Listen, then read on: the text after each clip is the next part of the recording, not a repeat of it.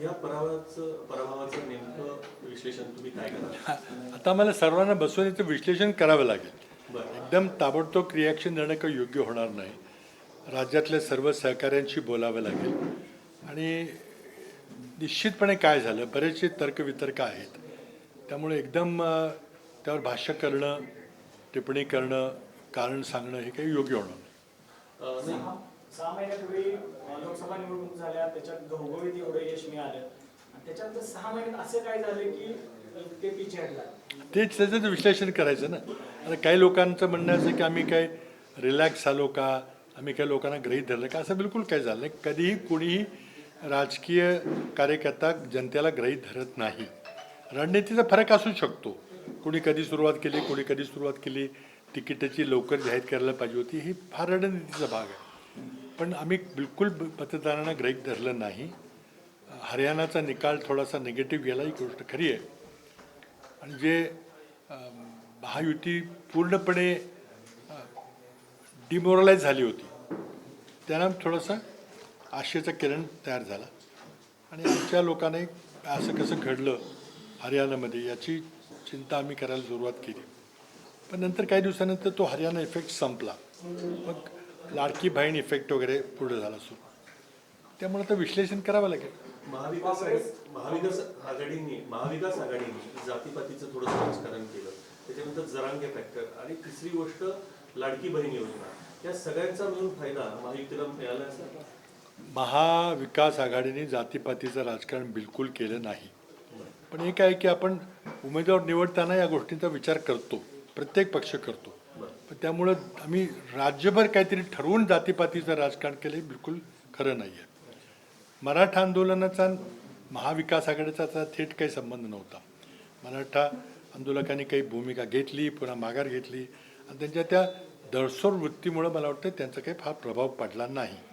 पण एक गोष्ट नक्की आहे की भाजपच्या नेत्यांच्याकडून राज्यामध्ये मराठा विरुद्ध ओबीसी, आदिवासी विरुद्ध धनगर, पुन्हा हिंदू दलित विरुद्ध बुद्धिस्ट दलित असे विभाजन करायचा प्रयत्न झाला. हे राज्याच्या भविष्याकरता चांगलं नाही, असं राज्यामध्ये कधीही नव्हतं. आपण जे सौधार्याचं वातावरण होतं ते कुठेतरी बिघडलंही वस्तुस्थिती आहे. काँग्रेस आणि भाजप हे राष्ट्रीय पक्ष आहेत. एका बाजूला भाजपला केंद्रात बॅकअप होता, नरेंद्र मोदी, अमित शहा, नितीन गडकरी सारखे नेते महाराष्ट्रभर सभा घेत होते. काँग्रेसला हा बॅकअप कमी पडला का? बघा, काँग्रेसचे नेते राहुल गांधी, प्रियंका गांधी, खरगेजी आणि दुय्यम लेवलचे नेते हे सगळे प्रचारात होते. माझ्या प्रचारामध्ये सचिन पायलट आले होते, राजस्थानचे माजी उपमुख्यमंत्री. माझ्या प्रचारामध्ये ऑब्झर्वर म्हणून छत्तीसगडचे माजी उपमुख्यमंत्री TS सिंगदेव आले होते. प्रियंकाजी, राहुलजींनी सभा घेतल्या. आता त्यामुळं 2019च्या तुलनेमध्ये खूप चांगल्या प्रकारे सेंटरचं बॅकअप मिळालं असं मला वाटतं. हो, वैयक्तिक तुमच्या लेवलला तुम्हाला वैयक्तिक माजी मुख्यमंत्री एक सेटबॅक किती बसलेला आहे? तेव्हा मोठा सेटबॅक आहे. माझी अपेक्षा असं होईल असं नव्हती. पण शेवटी मतदारांनी निर्णय घेतला आहे, तो राज्यभरच्या मतदारांनी एका दिशेनं लाट होती का काय माहिती नाही. म्हणूनच बऱ्याच माझ्या सहकार्याने मला फोन करून सांगितले की काहीतरी भानगड केलेली आहे. त्यात मी काही जाणार नाही. आता एकदम सगळं राज्यभर असं का झालं? बरोबर.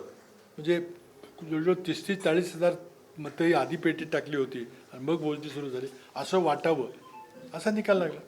विदर्भामध्ये नाना पटोलेजी, विजय वडेट्टीवार किती त्यांचं मार्जिन होतं बघितलं आपण.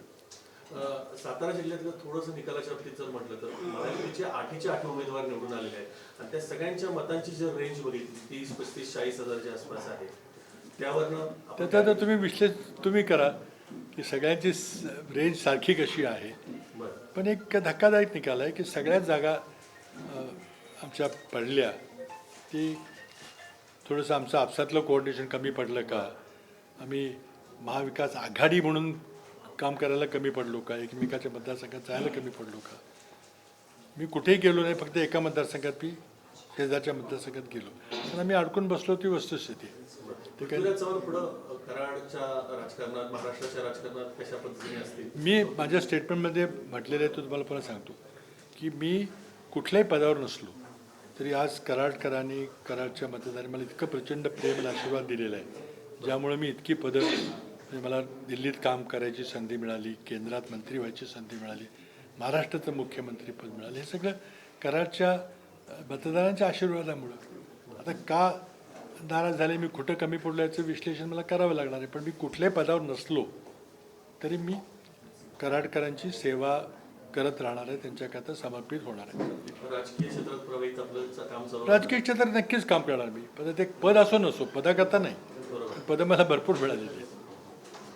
पण हे पद जे होतं की माझं एक राजकीय वजन जे निर्माण झालेलं आहे त्याचा फायदा झाला असता म्हणून मी खरं म्हणजे उभं राहिलो.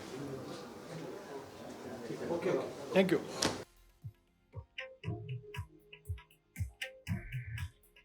हे आहे देशातील नंबर 1 न्यूज नेटवर्क आणि आपण पाहत आहात TV9 मराठी. काळजी तुमची, हित महाराष्ट्राचं.